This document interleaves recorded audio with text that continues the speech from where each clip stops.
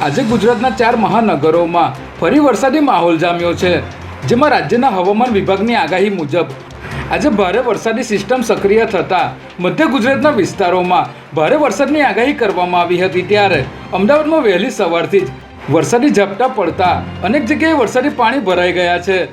સરસપુર અને ચાંદલોડિયામાં traffic jam થતાં 4 જેટલી એમ્બ્યુલન્સ ફસાઈ ગઈ હતી, જ્યારે રિવરફ્રન્ટ પર 3 કાર વચ્ચે અકસ્માત સર્જાતા 1 કિલોમીટરનો લાંબો ટ્રાફિક જામ સર્જાયો હતો।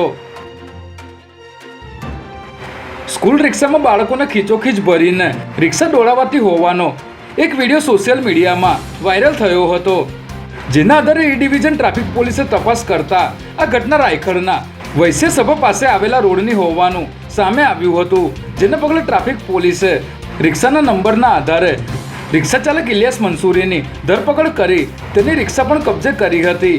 શહેરના અનેક વિસ્તારોમાં બાળકોને જોખમી રીતે રિક્ષામાં બેસાડવાના દ્રશ્યો અનેક વખત સામે આવતા હોય છે, જેને પગલે પોલીસે કાર્યવાહી શરૂ કરી છે।